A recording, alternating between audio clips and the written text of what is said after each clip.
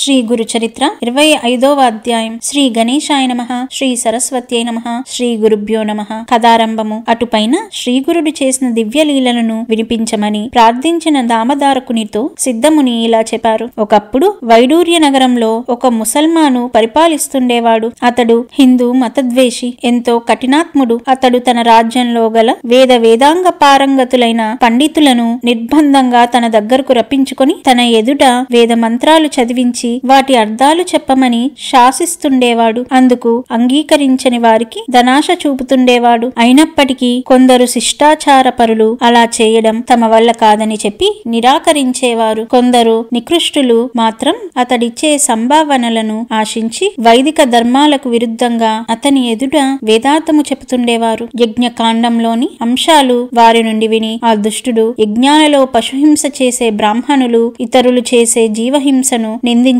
తగదని అవహేళన చేస్తుండేవాడు. అలా వేదార్థం చెప్పిన వారికి తన చేతికొచ్చినంత సంభావనలు ఇస్తుండేవాడు. ఆ సంగతి విని ధనాశాపరులెందరో అతని మెప్పును కోరి అతని వద్దకు తమకై తామే వచ్చి వేదార్థం చెప్పసాగారు. ఒకనాడు ఉత్తరాది నుండి వేద పండితులైన బ్రాహ్మణులిద్దరు వచ్చి ఆ రాజును దర్శించి, రాజా, సకల విద్యలలోనూ మాకు సాటి అయిన వారు ఎక్కడా లేరు. మేము దేశంలోని పండితులను శాస్త్రవాదంతో ఎదుర్కొని జయించడానికి బయలుదేరాము. మీ రాజ్యంలో మాతో వాదించగల విద్వాంసులు ఎవరైనా ఉంటే పిలిపించండి, మా ప్రతిభ నిరూపించగలము అన్నారు. పరాయి మతాన్ని కించపరచడానికి మరొక మంచి అవకాశం లభించిందని తలచి ఆ రాజు వెంటనే నగరంలో దండోరా వేయించి నాటి మధ్యాహ్న సభ ఏర్పాటు చేయించి ఆ పండితులను వాదంలో ఓడించిన వారికి గొప్ప బహుమానాలు ఇవ్వగలనని, ఓడిన వారిని దండించగలనని ప్రకటించాడు. అటువంటి బహుమానాలను ఆశించి మన వేద శాస్త్రాలను ఆ దుష్టుల ఎదుట వల్లించడం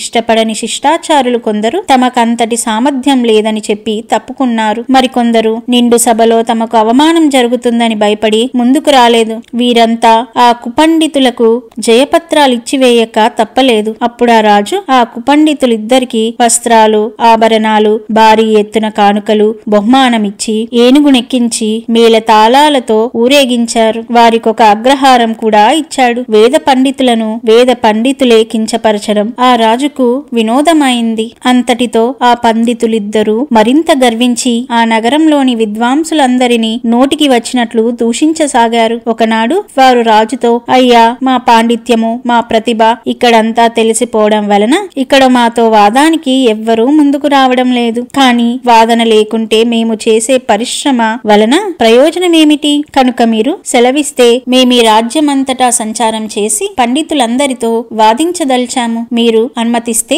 అలా దిగ్విజయం చేసి వారి నుండి జయపత్రికలు తీసుకురాగలము అని చెప్పారు. రాజు అందుకు అంగీకరించి వారిని సగౌరవంగా సాగనంపాడు. వారు ఏనుగులనికి దక్షిణ దిశగా బయలుదేరి ఊరూరా తిరిగి జయపత్రికలు పొందసాగారు. వాళ్ళిద్దరూ ప్రజల జయజయధ్వానాలతో పర్యటిస్తూ ఒకరోజు కుమసి గ్రామానికి వచ్చారు. అచ్చటి త్రివిక్రమ భారతి వేదాంగ పారంగతుడని విని ఆయనను దర్శించి, ఏమయ్యా, నీవు వేదజ్ఞుడవైతే మాతో వాదించు, లేకుంటే ఓటమి అంగీకరిస్తూ మాకు జయపత్రమైనా ఇవ్వు అన్నారు. అందుకు త్రివిక్రమ భారతి, అయ్యా, నాకు వేదం రాదు. వచ్చి ఉంటే నేను కూడా మీలాగే రాజ సన్మానాలు అందుకుంటూ భోగాలు అనుభవించేవాడినే కదా.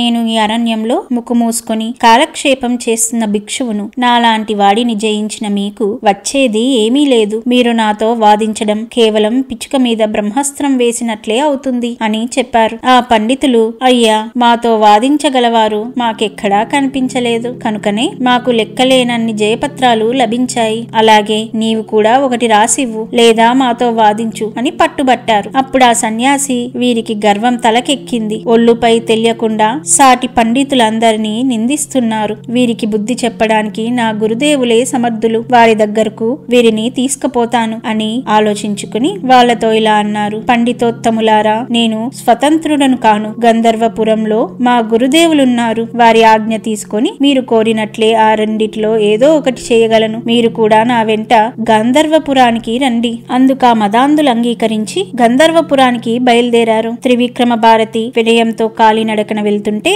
ఆ దుష్టులిద్దరూ ఏనుగు మీద కూర్చొని వెళ్తున్నారు. సాధు సత్పురుషుల వద్దకు అలా వెళ్లడం వలన ఆయుక్షీణమవుతుందన్న శాస్త్ర వాక్యాన్ని కూడా వాళ్ళు లెక్క పెట్టలేదు. గంధర్వపురంలో మఠం చేరుకున్నాక త్రివిక్రమ భారతి శ్రీగురునికి నమస్కరించి ఆనంద బాష్పాలు కారుస్తూ గద్గద స్వరంతో ఆ కుపండితుల సంగతి విన్నవించి, పరాత్పర, గుడ్లగూబ సూర్యుని చూడనట్లే అజ్ఞానాంధులు మిమ్మెరుగలేరు. మీ చేత వారికి హితం చెప్పించడానికై వారినిక్కడకు తీసుకువచ్చాను. ఈ మదాంధుల బారి నుండి నన్ను వేద ధర్మాన్ని కాపాడండి. మీ ఆజ్ఞ కోసం వచ్చాను. మీరేది చేయమంటే అదే చేస్తాను అని ప్రార్థించాడు. వాళ్ళు, మా కాలం వ్యర్థమైంది. ఇతడు జయపత్రం ఇవ్వడు, వాదభిక్ష ఇవ్వడు. మమ్మల్ని ఇక్కడకు తీసుకువచ్చాడు కనుక మీ గురు శిష్యులలో ఎవరైనా ఆ రెండిటిలో ఏదో ఒకటి చేసి తీరాలి అన్నారు. శ్రీ గురుడు నవ్వుతూ ఆ దుష్టులతో ఇలా అన్నారు. అయ్యా, మీ వంటి వేదావిధులకు వాదించడం వలన కలిగే ప్రయోజనమేమున్నది? వాదంలో సాటి విప్రులను ఇలా పరాభవించినందువలన మీకు కలిగే లాభమేమిటి? యతులమైన మాకు జయించడం వలన వచ్చే గౌరవము, ఓడినందువలన చిన్నతనము ఏమీ కలగవు. అటువంటి మా వలన మీకేమి ప్రయోజనము అన్నారు. అందుకు వారిద్దరూ, అలా అయితే ఇంతకు ముందటి పండితులందరూ ఇచ్చినట్లు త్రివిక్రముడు జయపత్రం ఇవ్వక మమ్మల్ని ఇక్కడకు ఎందుకు తీసుకువచ్చాడు? కనుక మీ ఇద్దరిలో ఎవరైనా సరే మాతో వాదానికి రండి, లేకుంటే జయపత్రమైనా ఇవ్వండి అని పట్టుబట్టారు. అప్పుడు శ్రీ గురుడు నవ్వి, అయ్యా, వేదం సంపూర్ణంగా తెలుసుకోవడం బ్రహ్మాదులకే సాధ్యం కాలేదు. వేదాలు అపారమైనవే. అటువంటప్పుడు వేద విధులమని చెప్పుకోవడం విర్రవీగడమే అవుతుంది. ఈ జయపత్రికల వల్ల ప్రయోజనమేమున్నది? మా మాట విని ఇకనైనా ఇలాంటి ప్రగల్భాలు మానండి అన్నారు. అప్పుడు వాళ్ళు రోషంతో, అయ్యా, మా సామర్థ్యం తెలుసుకోకుండా వ్యర్థంగా మాట్లాడవద్దు. మేము సంగోపాగంగా వేదమంతా నేర్చుకున్నాము. మమ్మల్ని మించిన వారు ఎవ్వరూ లేరు అన్నారు. శ్రీ దత్తాయ గురవే నమః. శ్రీ శ్రీపాద శ్రీ వల్లభాయ నమః. శ్రీ నృసింహ సరస్వత్యై నమః.